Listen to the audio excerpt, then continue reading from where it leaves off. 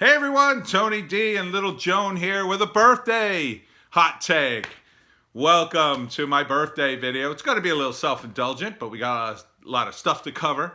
Right, Joan? Right, happy birthday to me, Joan. You're my birthday present, yes you are. All right, set little Joan down. I drug her in here, but she can indulge me this one day. Thank you, first off, to all the viewers. I finally hit 500 subs, so thank you. That's a big milestone for me. I know other video channels, 500 subs, that's nothing.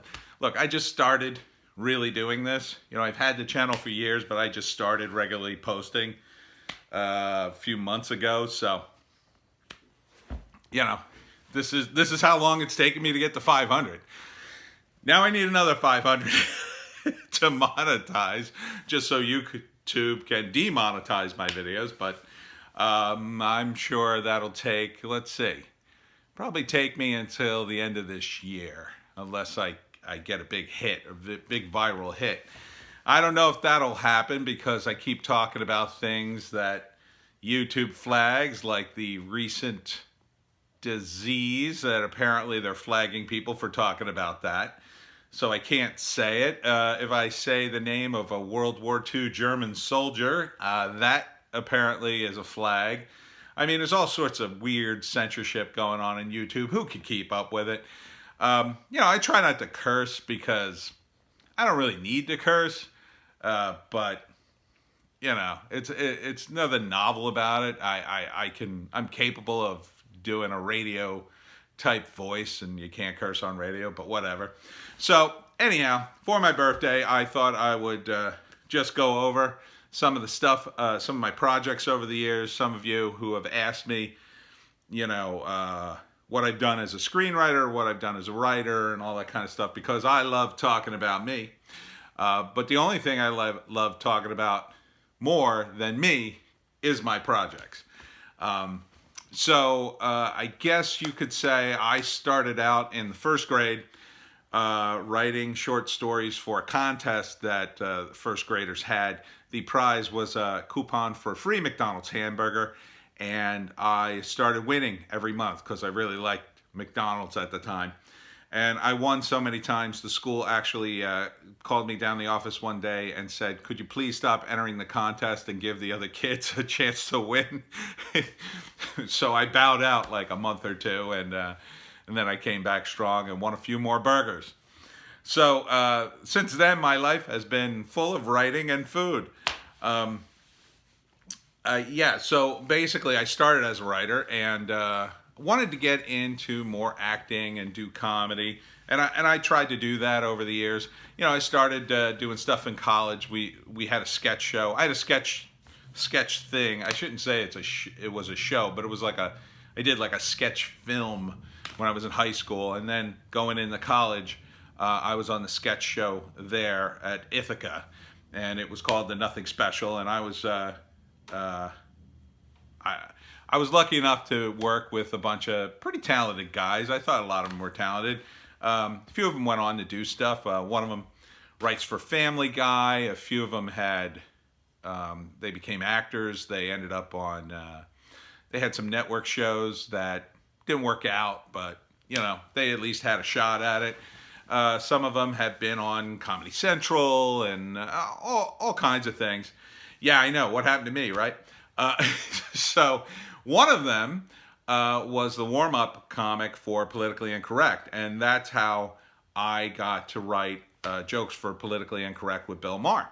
So I was what was known as a faxer, and I would fax in the jokes. They told us to use USA Today, had little news snippets, and we would write jokes for them. But they literally had so many faxers writing about the same material. A lot of times you'd come up with basically the same joke, and they would end up paying for the same joke like 5 times. It was a little kind of a weird, chaotic system, but it was fun. I enjoyed it immensely. Then they moved to ABC, where it's more unionized, and basically all the faxers or a lot of them got phased out, and I was phased out with them.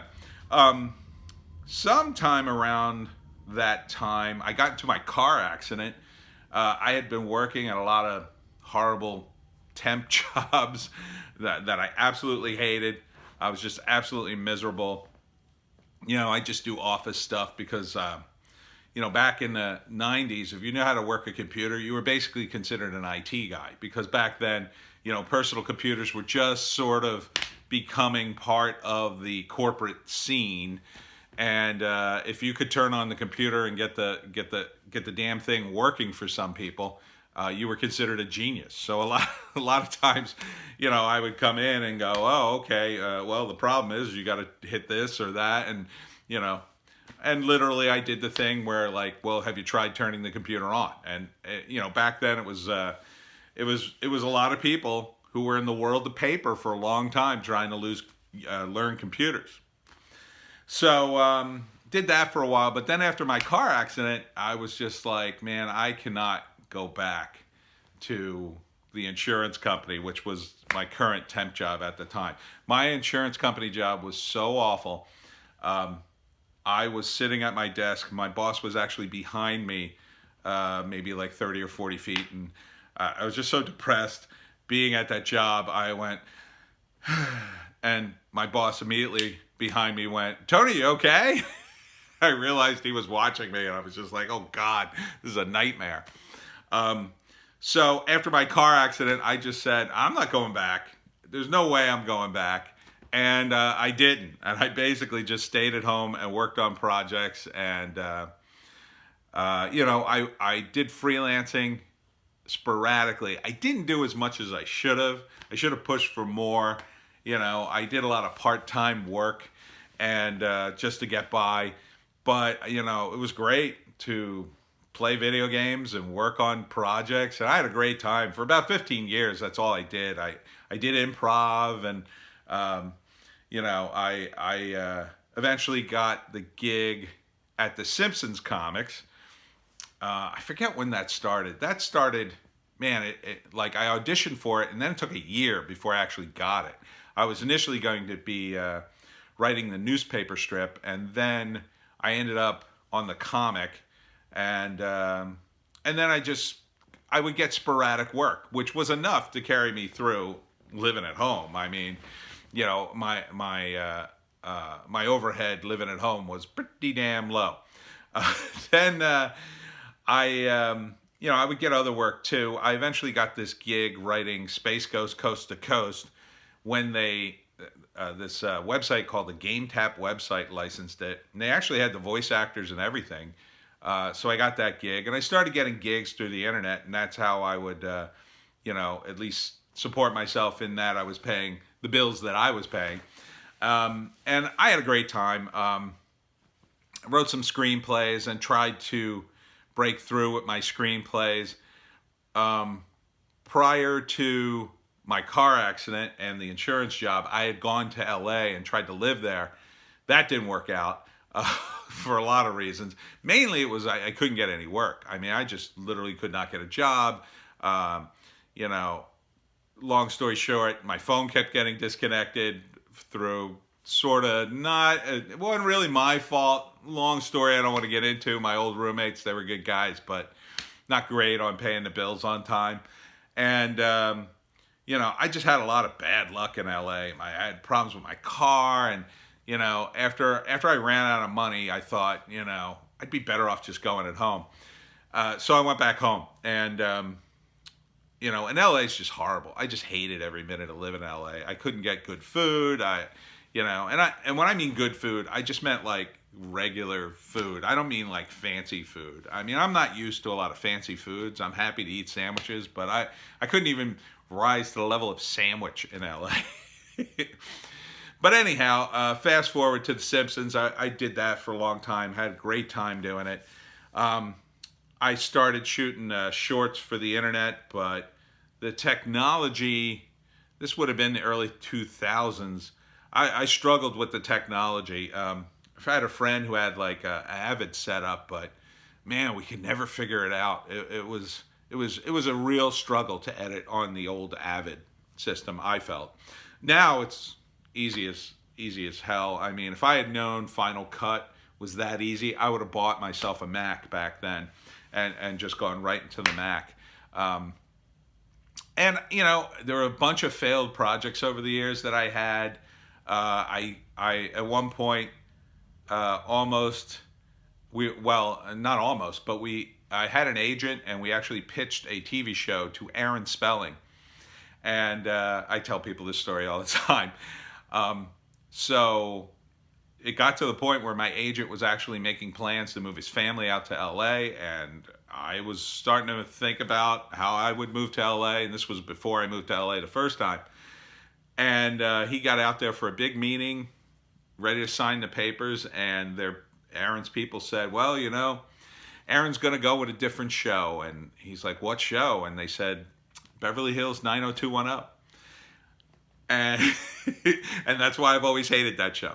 So I would have, my life would have been totally different had they picked up my agent's show.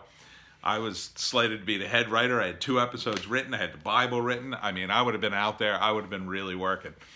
But oh well. But there were a lot of projects like that over the years. I worked on crazy cartoon ideas and TV show ideas that, some of them, they shot the pilot and it was a disaster, and some of them they never even got to shoot the pilot. I just wrote the screenplay or script for. Some of them I wrote, I've written a ton of screenplays over the years that have never been produced, to my knowledge. The 2 that were produced locally here by the same guy. One was a Mafia movie, one was a horror movie. I had 1 short film produced. No, 2. One was produced locally, and then the other I sold, and another guy produced that. That's the most recent one. I actually put a link to it if you want to see it. It's still on YouTube. It's called Allergic to Cats. And it hit some festivals. This was around the 2010s, I think. It was a while ago. But it did okay, and it came out really great. So you're in for a treat. Watch Allergic to Cats. Link in the description. So at some point around the time of the Simpsons comics, I also got involved with my own comics. I had started them in the early 90s. Then I had my car accident, and I tried to do the comics full time. And I kind of did okay, for my overhead. But there was a lot of missteps in the world of comics. It's kind of hard to do when you're the writer and you're dependent upon artists. And I didn't really understand a lot of things. It took a lot of years for me to figure out the comic book industry. And they were on a pretty big downturn when I was, in the mid 90s, when I was struggling with Jersey Devil. But I did get connected to some guys who did a comic called Knights at the Dinner Table, and I ended up working for them. Starting in the early 2000s, they published my comic, and I started to do gaming stuff for them because they also did games. They're a very big gaming comic if you've never heard of them. So they published The Travelers. Jersey Devil, I basically stopped after issue 12, but I have issue 13 scripted one of these days. But I pushed forward with The Travelers, and The Travelers did pretty well at Kenzer for a while, at least compared to comics I had done previously. It was tough though at Kenzer, only because I wasn't the top guy. I wasn't the top comic. I wasn't the top item that was being sold. That was Knights at the Dinner Table. So, but still, I sold quite a few books, and people seemed to like the comic, and did the game circuit for a long time. Eventually, I did. That's when I crossed over and did Complete Mafia for D20, which is a long story I won't get too into, but basically I saw another guy doing a Mafia game, and he actually had Henry Hill, the actual mobster Henry Hill. He had cut a deal with him to use his image for the game and sell the game. And then apparently, and I don't know how true this is, apparently the same guy ended up embezzling the money out of his own company, and then the whole thing fell apart, went out of business.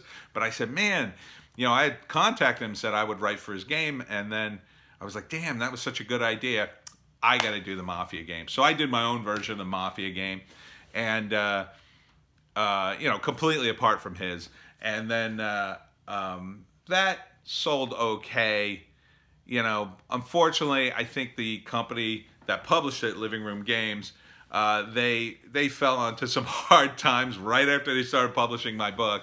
And I think it was hard times. I can't even tell you for sure what exactly happened. But long story short, I was and this happens a lot with writers. You're kind of left to fend for yourself on your project. So for a lot of years, I would get a book published. I had a book published called Fixin' Overtime. I've had F.U. I'm Italian published, a few other books, and publishers, I think they want to promote your books, but a lot of times they just don't, or they can't, or it just doesn't work out that way, or whatever they're doing doesn't work. It's hard to tell from the position as the writer. I just know that I've yet to get on TV, and that was always my big, the only time I got on TV is with Jersey Devil. I got on TV a few times, and hoping to get back on TV to promote the current books that are Jersey Devil related. But I just struggled with them. And so after struggling for so many years with different projects with a publisher, I said, why am I doing this with a publisher? I should do it myself. And then the Amazon books came along, and they make it so friggin' easy to publish a book. It's insane. It's just absolutely insane. Print on demand. I mean, it's everything that my old publishers used to do. And I'm on my own. I make more money for each book, and so I can sell the books. I could even get an order of books straight from Amazon and just sell them like I did at a con in Swedesboro in February.